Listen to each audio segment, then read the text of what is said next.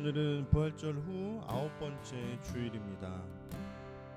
우리 이 시간 묵도함으로 우리 마음속에 계신 성령님을 인식하며 우리 이 시간 예배로 나아가겠습니다. 신의 주는 나의 모든 필요, 주가 나의 푸른 초장 되시네. 주님 안에 나 거하리, 그곳이 내가 숨쉬는 곳. 27절입니다. 그들이 사도들을 데려와서는 유대야 최고의회에 세웠다. 그러자 대제사장이 사도들에게 따져 물었다. 이렇게 말했다. 이 이름을 대면서는 가르치지 말라고 너희들에게 단단히 명령하지 않았느냐. 자 봐라, 너희는 예루살렘을 너희의 가르침으로 가득 채워 놓았다. 너희는 이 사람의 피를 우리한테 덮어 씌우려고 한다. 그러나 베드로와 사도들이 대답했다. 사람들보다는 오히려 하나님께 순종해야 합니다. 우리 조상의 하나님이 예수를 일으켜 살리셨습니다. 바로 여러분의 손으로 나무에 매달아서 죽인 분을요. 이 분을 하나님이 지도자와 구원자로 높여 하나님 오른편에 있게 하셨습니다. 이스라엘이 회개하고 죄 용서를 받게 하시려고 말입니다. 바로 우리는 이 일의 증인들입니다.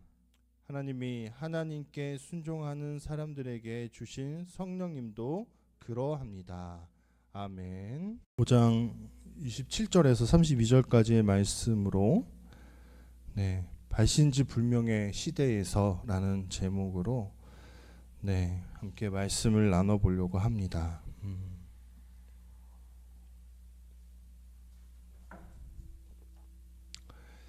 먼저 저희가 계속해서 토요일날 기도회를 진행하고 있습니다. 지금 저희 기도회다라고 얘기하기가 좀 그렇고요.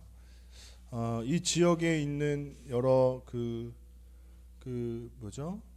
이제 우리 청년들이 함께 모여서 원종동, 고관동, 옆에 있는 성곡이나 여월동에 이르기까지 좀 젊은 세대들에게 다가갈 수 있도록 우리가 먼저 또 하나님 안에서 좀 회복되고 또 예수님을 닮아가는 삶이 무엇인가를 좀 고민하면서 함께 나아가는 그러한 기도회입니다. 그래서 제가 아직 저희 인스타에 포스팅을 하지는 못했지만 이렇게 표현하려고 합니다. 저희 기도회가 아니라 우리 함께 걷는 교회가 예누예담 기도회에 참여하고 있다라고 표현을 하려고 합니다. 그렇게 참여하면서 우리 청년들과 함께 그러한 좀 이렇게 좋은 선한 영향력들을 끼쳐가 보려고 그렇게 애를 쓰고 있다라는 점 참여해 주셔도 좋고요. 그러지 못하다 하시더라도 계속 관심 갖고 기도해 주시면 좋겠습니다. 여러분은 혹시 일주일에 택배를 얼마나 많이 받으십니까? 특히 한국은 이 택배의 시스템이 진짜 너무 잘 돼 있는 것 같습니다. 나라가 작아서일 수도 있어요. 이렇게 하면은 나라 작다는 얘기를 하면 막 되게 매국노인 것처럼 그렇게 되지만 사실 객관적으로 보면 그렇죠. 그렇게 큰 영토를 갖고 있는 나라는 아니기 때문에 그렇다고 할 수도 있는데, 근데 그것과 맞물려서 어쨌든 뭔가 주문한 것이 우리 집 앞까지 빨리빨리 오지 않으면, 그러니까 그 빨리빨리 문화, 빨리빨리 오지 않으면 너무 견디지 못하는 아마 한국 사람들의 어떤 성격 때문일까요? 요즘은 웬만하면 하루 만에 모든 물건들이 도착을 합니다. 심지어 어떤 회사는 새벽 배송 같은 거, 그날 배송 이런 것들 되게 강조하죠. 그래서 주문을 하면 그 다음날 아침 7시에 와 있기도 하고요. 어마어마한 그 속도를 자랑하는 것이 대한민국의 택배입니다. 혹시 여러분 그렇게 수도 없이 많이 받아본 택배 중에 최근에 이 택배가 도대체 어디서 왔을까 하는 그런 의문점으로 받아보신 적이 있습니까? 저는 이제 저희 아내가 갑자기 어느 날 전화해 갖고 옷을 시켰냐며 저한테 갑자기 전화를 했어요. 그래서 옷?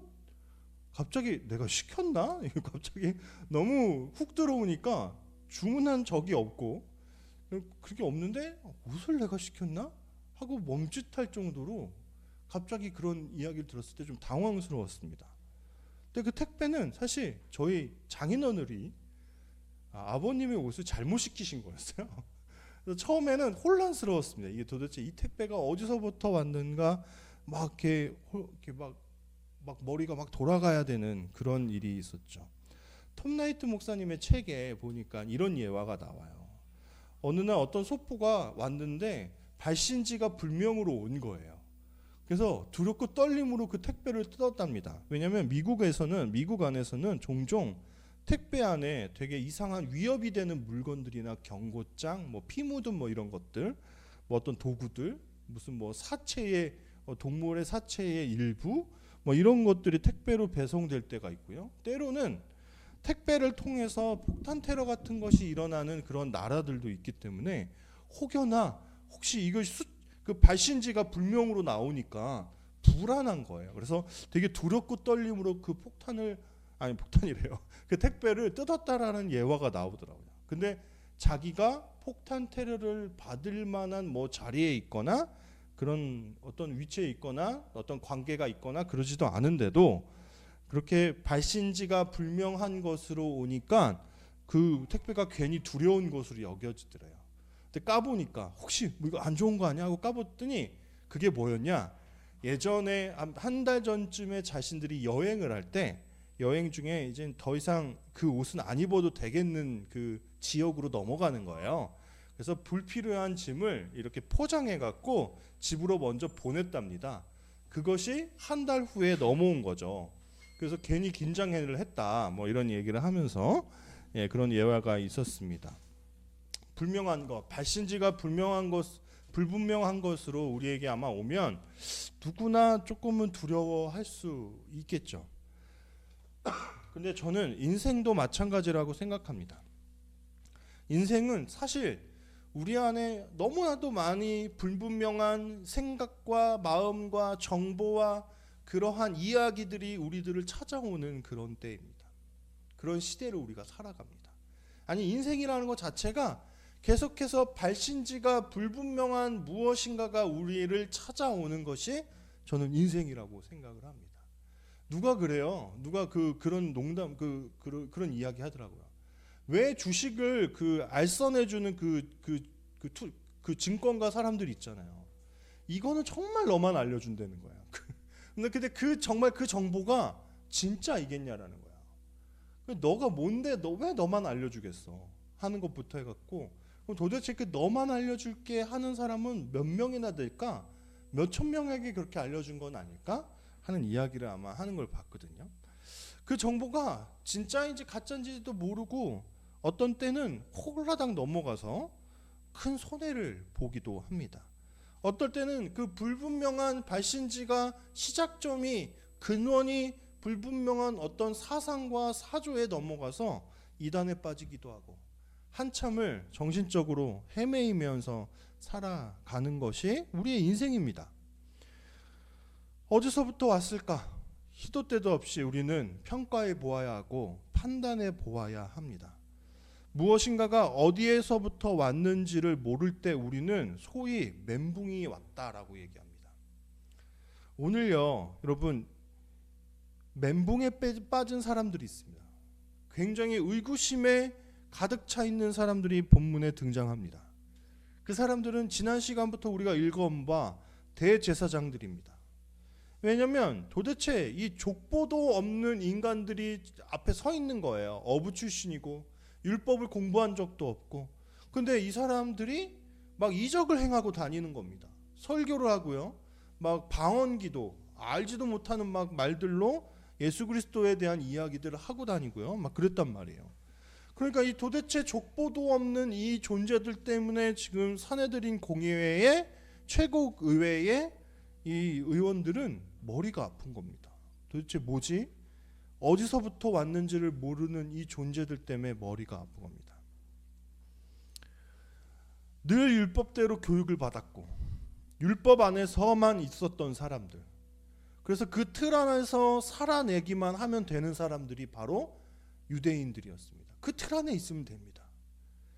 그런데 그 틀 안에 그렇게 살아가다 보니까 어떤 사람들은 어느 정도 권력도 얻게 됐습니다. 제사장이 되고 또 대제사장이 되고 뭐 사두개파에 들어가고 바리새파에 들어가고 해서 어쨌든 그 유대교의 율법과 연관된 삶을 계속 살아가는 사람들입니다.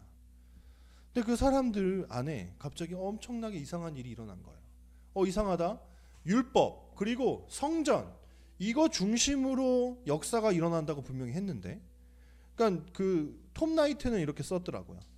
대제사장들은 이 생명 안에 예수에 대한 이야기, 예수님에 대해 이야기하며 사람들을 자극하고 다니는 이 새로운 체제, 전복적 집단 안에 하나님이 계실 수 없다고 생각했다. 그러니까 생명도 일어나고 어떤 이적도 일어나고 얼마나 놀라운 일들이 일어나고 있는데, 그럼에도 불구하고 자기네들은 뭐라고 생각했다고요? 이 안에는 하나님의 인도하심이 있을 수가 없어라고 생각했다라는 거예요. 그러니까 이들이 얼마만큼 그 어떤 자신들의 생각에 갇혀 있는 겁니까? 율법 안에. 그러니까 그 갇혀 있는 사람들 입장에서는 족보 없는, 그러니까 발신지가 불분명한 그러한 어떠한 사도들의 움직임들이 너무나 이상한 것처럼 무서운 것으로 다가오는 겁니다. 그러니까 역으로 뭐죠? 위협해서 그들을 내쫓지 않습니까? 왜 그들이 사도들의 어떠한 행동들을, 삶을, 그들의 말을 인정할 수 없을까요? 족보가 없어서. 그러니까 다르게 아주 고상한 말로 하면 합법적인 통로가 아니기 때문입니다. 뭐라고요? 합법적인 통로가 아니기 때문에. 네. 일단 그들의 생각 안에서는 성전에 하나님이 계시고요. 성전을 통해서 하나님께서는 자기 백성들에게 자기의 용서와 구원을 베푸신다고 생각했습니다.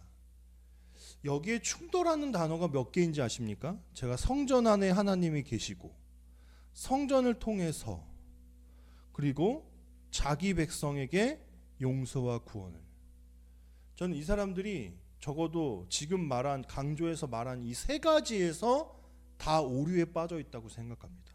일단은 성전 안에 하나님이 계시고, 두 번째는 성전을 통해서, 그리고 세 번째는 자기 백성에게 구원을 베푸신다. 여기에서는 성전에만 계시다라는 거 일단 오류인 거 우리는 알죠. 그리고 성전을 통해서만이 아니라 하나님께서는 하나님의 말씀을 통해서 역사하십니다. 그죠? 근데 그 공간 안에 갇혀 있는 거예요. 그 사고가 그렇게 바뀐 겁니다. 그리고 또한 자기 백성에게만 용서와 구원을 베푸신다. 아니요, 누구라도 바뀌었어요. 용서를 받으려고 하고 구원을 얻고자 하는 사람들은 다 하나님의 백성인 거잖아요. 그렇죠? 근데 이들은 다 자기네들의 구미에 맞게 아주 갇힌 생각을 하고 있었던 사람들입니다. 그리고 요거 하나만 풀면 끝나요. 뭐냐? 사실 하나님께서는 성전 안에 계시냐? 그렇지 않다라는 거. 이거 하나만 풀면은 사실 이 세 가지가 쑥 다 풀립니다.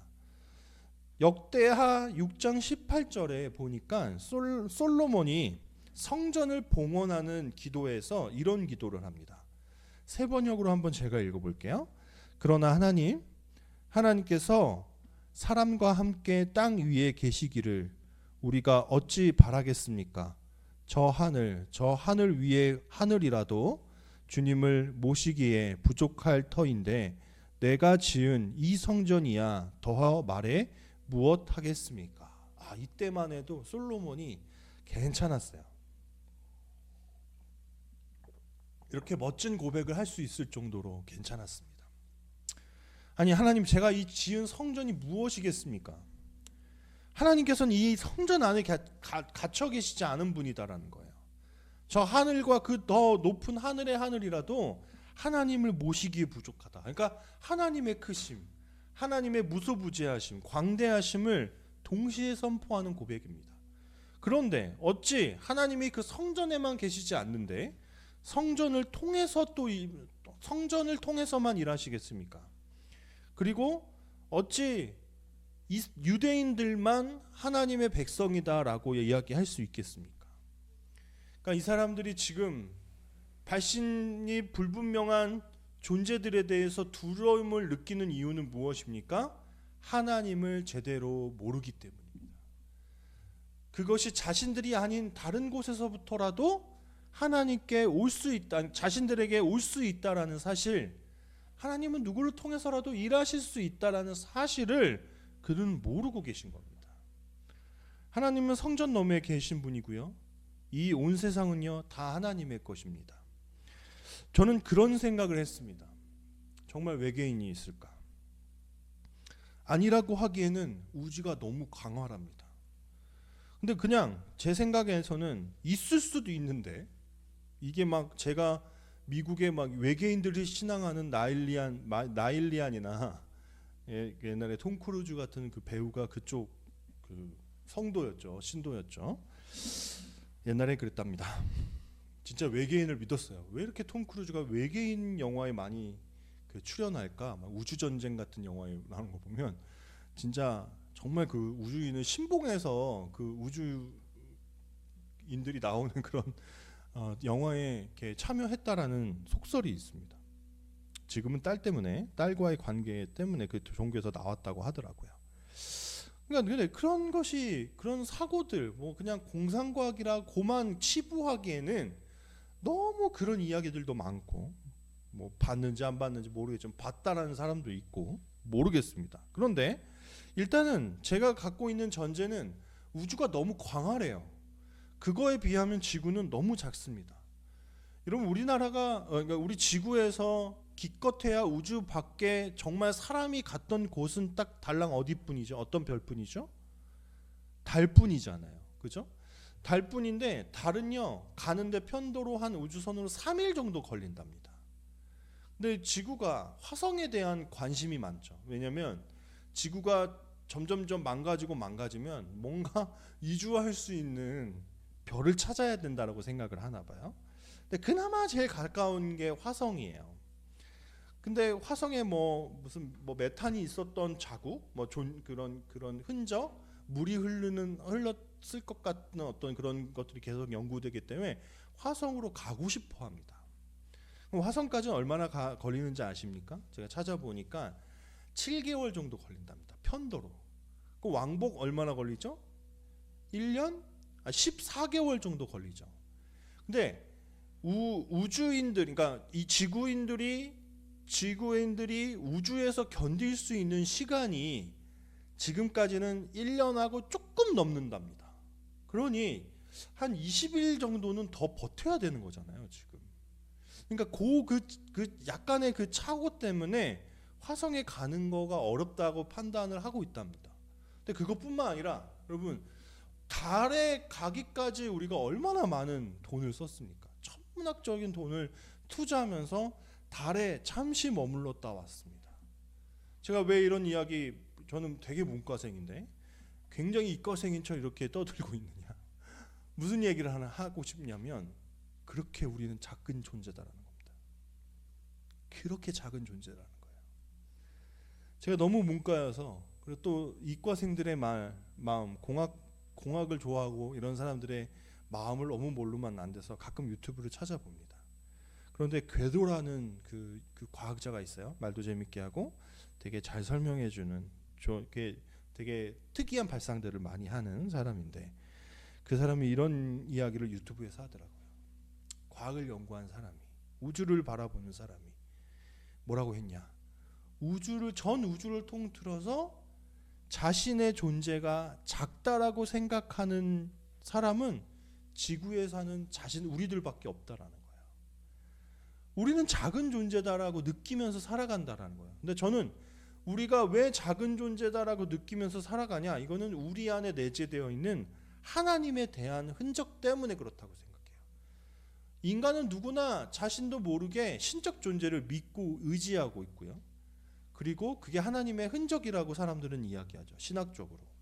그렇기 때문에 그것과 비교했을 때는 나는 한없이 힘이 없고 작고 약하다라는 것을 깨닫습니다. 그래서 돈에 의지하든 어떤 성공에 의지하든 이게 신은 아니라고 해도요. 뭔가 명성에 의지하든 굿을 하든 뭔가 종교에 믿든 점을 보든 뭔가는 계속 믿고 의지하면서 살아갈 수밖에 없는 존재가 사람이라는 존재입니다. 작다라는 것은 어떻게 보면 우리 인간의 특권입니다. 그리고 그것과 반대로 하나님은요, 기껏해야 어떤 공간이나 어떤 나라에만 어떤 사람들에게만 머무시는 분이 아니라 이 전 우주를 통틀어 주인이시고 창조주이신 그 모든 것 위에 뛰어넘으시는 더 크신 하나님이시다라는 사실을 우리는 인정할 수밖에 없는 겁니다. 그래서 여러분, 우리는요, 하나님이 필요합니다. 사실은 비교가 안 되는 게임이에요, 여러분. 어떻게 하나님이냐 사람이냐를 비교합니까? 하나님의 말을 따라가야 됩니까? 사람의 말을 따라가야 됩니까? 라고 이야기하는 것 자체가, 이 비교급이 양자 선택을 태기를 하는 이 문장 자체가 진짜 경고망동하고 교만하고 건방지기 짝이 없는 말처럼 저는 느껴집니다. 어떻게 하나님이냐 사람이냐 질문합니까? 당연히 하나님이죠. 근데 우리는 자꾸 사람인 양 살아갑니다. 사람의 말을, 사람의 뜻을, 사람의 권력을, 사람의 힘을, 사람의 돈을 쫓아가면서 살아갑니다. 여러분, 하나님을 믿는 사람과 안 믿는 사람, 그러니까 이 지구상에 있는 모든 사람들을 통틀어서 그 사람들 인생의 가장 그 인생 최대의 과제는 무엇입니까? 무엇일까요? 네, 너무 저만 혼자 떠들었고요. 항상 네, 뭘까요? 톰 나이트가요, 그 책에서 이렇게 썼습니다.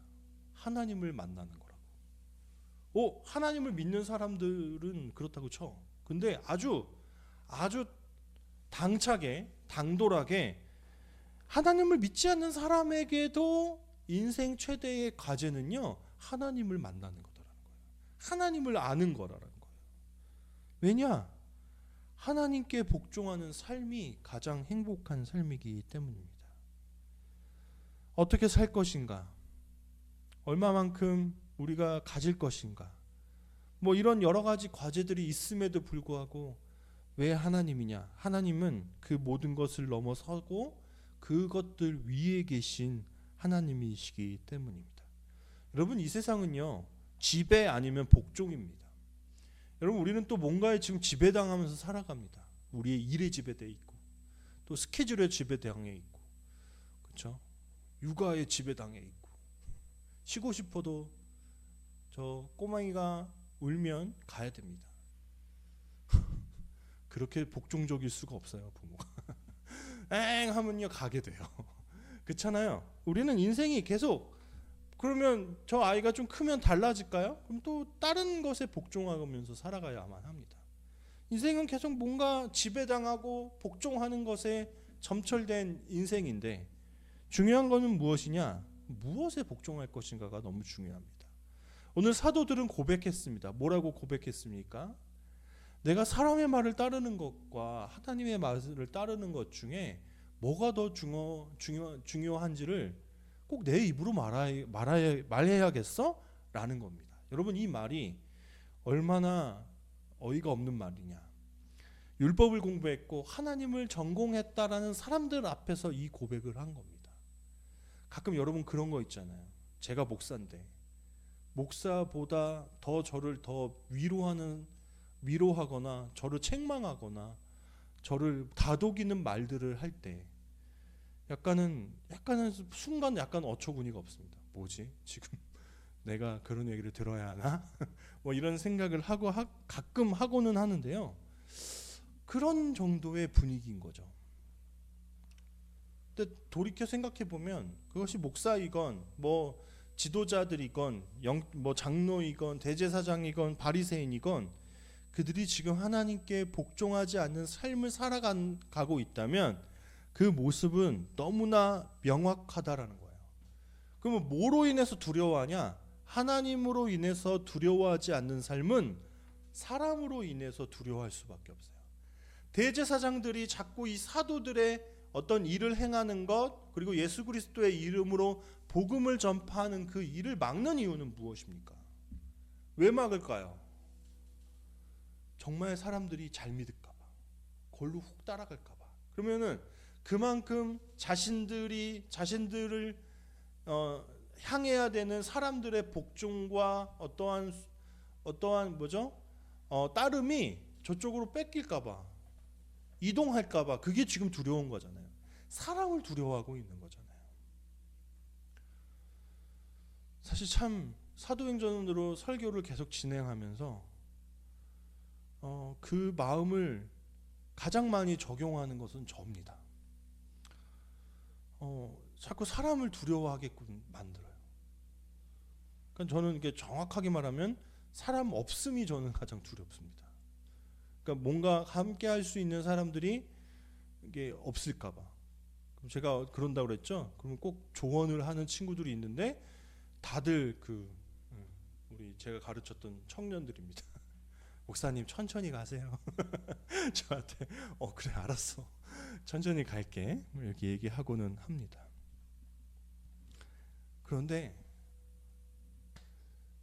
사람을 따라가다 보니까요, 자꾸 제가 기뻐할 때보다 낭망할 때가 많아요. 제가 그런 기도를 제가 이번 주에 혼자 그런 생각을 했다고 그랬잖아요. 아무리 저희 교회에 대한 이야기를 이야기하고 소개하고 뭐 열심히 뭔가를 해왔지만 여전히 현재의 저희의 진행 상황은 좀 더딥니다. 그렇죠? 그리고 많은 사람들께 기도회도 같이 했던 사람들 중에 이렇게 말로는 응원을 하는 분들이 있었어요. 그러니까 응원할게요. 목사님 잘하실 거예요. 격려도 하고요. 잘할 거라고 이렇게 축복도 해주시고요. 그랬는데요. 근데 사실 그 말 뒤에로는 약간은 관심에서 멀어진 듯한 느낌도 사실 듭니다. 그러니까 이런 느낌이 들고 여러 가지 마음이 복잡할 때 저도 모르게 약간 기쁘다라는 보다는 약간 좀 답답하기도 하고요. 좀 여러 가지 어떤 상황에 실망스러움이 찾아올 때도 있습니다. 그러니까 제 안에 사람을 따라가니까 뭐가 없어요? 기쁨이 없는 거예요. 돌이켜 생각해 보면 저희 상황에서 지금 여기까지 올 수 있는 것도 진짜 하나님의 은혜입니다. 진짜 은혜입니다, 여러분. 여러분 저 여기 있는 임대료 파리들이 자리를 파리들이 자꾸 채워요. 그런데 여러분 지금 여기까지 저희 함께 걷는 교회가 걸어올 수 있었던 것도 다 하나님께로부터 온 거 아닙니까? 그 모든 이루어진 것에 대한 발신지가 어디입니까? 하나님이셨습니다. 그런데 마치 발신지를 모르는 것처럼, 그리고 우리가 앞으로 걸어갈 길도 모르는 것처럼 그렇게 주저앉아 있으니 실망할 수밖에 없는 겁니다. 그래서 제가 이번 주에 가만히 생각하고 고민하고 또 뭐 잠깐 하나님 이렇게 하면서 기도할 때 어떻게 결정했냐? 일단 할 수 있는 것들을 구입하자. 여기를 청소년들이 더 좋아할 수 있는 그러한 공간으로 꾸미기 이전에 일단 정말 하고 싶은 거 먼저 세팅하자. 그래서 홍보하고 아니면 나가서 초대해서 라면을 나눠주면서 그 아이들의 이야기를 듣고 그 아이들에게 다가갈 수 있는 방법들을 하자. 그럼 그런 일들로 하여금 또 하나님께서는 또 한 발자국 걸어가실 수 있게 하지 않을까 하는 생각들을 했고 우리가 그렇게 기도했습니다. 여러분, 저는 최근에 제가 한 20년 동안 너무나 존경했던 어떤 한 목사님의 실망스러운 부분을 발견했습니다. 물론 직접 만난 적은 없죠. 가까이에서 본 적은 그렇게 없습니다. 멀리에서 설교하시는 모습을 몇 번 본 적은 있습니다. 근데 정말 그분만은 실망이 안 될 것 같이 저는 그렇게 살았습니다. 그분이 재정적인 횡령이나 뭐 성적인 타락을 했거나 뭐 세습을 했거나 뭐 이런 건 아니었습니다. 그런데 뭐가 실망했으면 그분이 너무 지나친 완벽주의자이기 때문에 그 완벽주의적인 성향으로 인해서 굉장히 누군가에게 많이 상처 주고 있다라는 사실을 제가 깨달았어요. 근데 그 말을 들으니 또 저로 하여금 그분에 대한 마음을 잠시 접게 됐습니다. 그분의 말로 20대를 살아냈고 그분의 말로 근데 정말 그런 분 밑에서 한 번만 사역했으면 좋겠다고 생각했습니다. 그래서 어떻게 하면 그 교회에 막 지원하지? 뭐 이런 생각도 고민도 하면서 지냈던 시간들도 있을 정도였습니다. 그래서 뭐 세상에 있는 사람들은 뭐 BTS, 뭐 유진스 이런 거 좋아할 때 저는 그분의 팬이었는지도 모르겠습니다. 근데 아주 뭐 특별한 것도 아닌데 그러한 어떤 너무 지나친 올곧은 성격이 너무 지나친 완벽주의적인 태도로 인해서 누군가를 크게 아프게 했다라는 그 사실만으로도 그분을 향한 마음을 접기가 저는 되게 충분했습니다. 그리고 예전에 뭐 다른 목사님들에 대해서 실망할 때보다 제가 좀 이렇게 굳은 살이 배겨서 그런지요, 뭐 그렇게 막 충격적이지도 않았습니다. 그냥 조용히 그분에 대한 마음을 탁 접었습니다. 아, 그렇구나. 사람은 또 흘러가고, 또 사람은 변하고, 또 사람은 죽고 없어지고 하는구나. 그래서 우리는 비교할 수 없는 영원하신 하나님을 의지해야 되는구나 하는 생각을 했습니다. 어제 기도회가요, 저희가 함께 걷는 교회가 참여하고 있는 예누예담 기도회가 2시간 20분 동안 진행됐습니다. 이게 무슨 꼬꼬무도 아니고요. 방송 녹화가 2시간 20분이었던 거예요. 한 사람이 얘기하면 막 되게 은혜로운 말들은 너도 나도 막 서로 붙여가면서 그렇게 어떻게 이 2시간 20분의 시간이 흘러가는지도 모르게 2시간 20분 동안 진행되었습니다. 근데 이젠 더 이상 다 거기에 앉아 있는 친구들이 사실 제가 막 신앙생활 막 처음 막 할 때 그 친구들에게 가서 같이 은혜 받고 또 막 같이 여러 수련회도 다니면서 커가는 것을 보아온 아이들, 청년들이었거든요. 근데 그런 생각이 어제 들었습니다. 이제는 제가 제 손으로 할 수 있는 게 아무것도 없다라는 생각이 들었습니다. 왜 그러냐? 이미 그들은 하나님께로부터 받은 생각, 마음 그리고 하나님으로 인해서 이미 스스로 너무 잘 커가고 있는 거예요. 그래서 대놓고 고백했습니다. 여러분들 진짜 멋진 신앙인들이 됐다고. 지금 교회의 사정이 어려워서 고민을 하는 청년도 마찬가지이고 다 그 안에는 하나님으로 인해서 하나님을 만나고 하나님을 더 누리고 하나님을 더 알아가고 싶은 마음들로 막 그렇게 애를 쓰면서 살아가는 청년들만 모여 있는 겁니다. 내가 없어도 되겠다라는 생각을 아예 해버렸습니다. 저마다 각자의 길을 가고 있고 또 그리고 그들의 삶이 얼마나 하나님께 잘 인도함을 받고 있는지 생각이 드니 다음부터는 내가 좀 더 말을 줄여야겠다라는 생각을 했습니다. 굳이 많은 말을 하지 말아야겠다. 무슨 이야기를 하고자 하는 겁니까? 하나님입니다. 결국 신앙생활을 하는 것은 내가 어떤 집사님, 어떤 목사님, 어떠한 장로님, 어떠한 리더, 어떠한 누군가로 인해서 내가 신앙생활을 하게 되는 것이 아니라 물론 그들이 사용되고 그들과의 만남이 소중하지만 그들 안에 살아계신 결국은 하나님으로 인해서 우리는 하나님께 더 커가는 겁니다. 여러분, 우리의 신앙에서는 계속 가지치기가 필요합니다. 여러분, 가지치기를 왜 합니까? 보통 과일을 맺는 나무들에서 가지치기를 하곤 한답니다.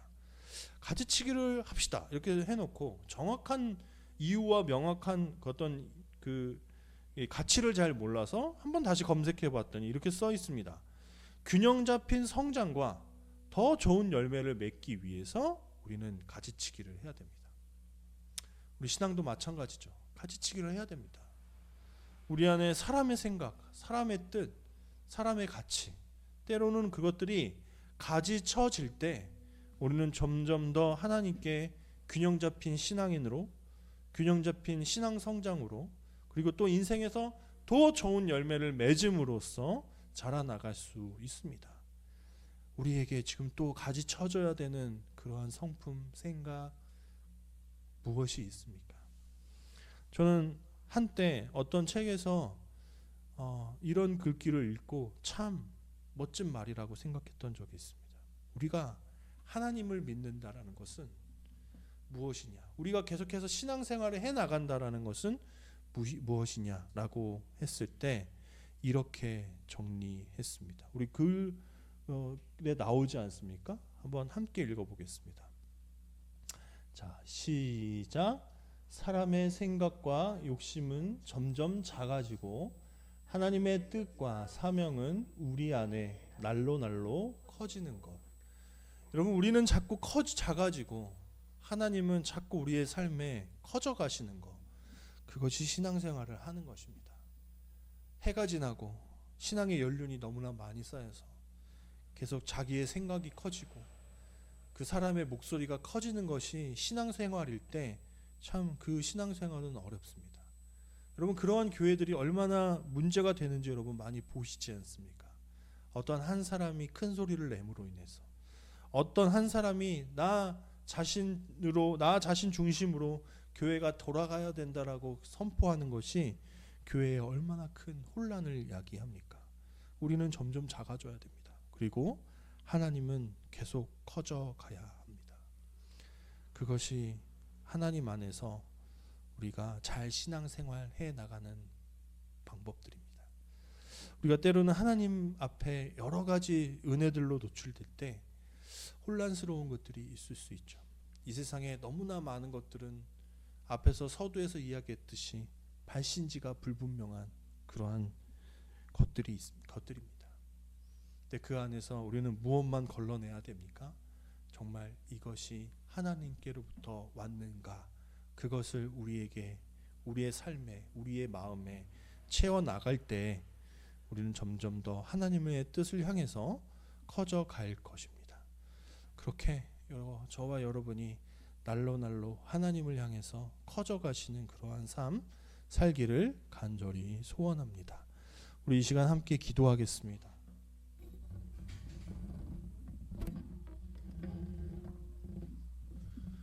우리 마지막 문장을 기도 제목으로 삼았습니다. 우리 안에 사람의 것들은요 날로 작아지고요, 하나님의 것이 우리 안에 날로 커져갈 수 있도록 인도해 달라고. 여러분, 여기에 파생돼서 더 자세한 기도는 여러분 마음에서, 여러분의 생각에서 인도하시는 대로 기도하셨으면 좋겠습니다. 다만 우리가 우리 안에 여전히 사람의 가치들로 세워져 있는 여러 가지 생각들을 이 시간 잘라내고 하나님의 가치를 우리의 삶에 더욱더 세워가는 그러한 신앙생활 해나가기를 소원하며 이 시간 함께 기도하겠습니다. 기도합니다.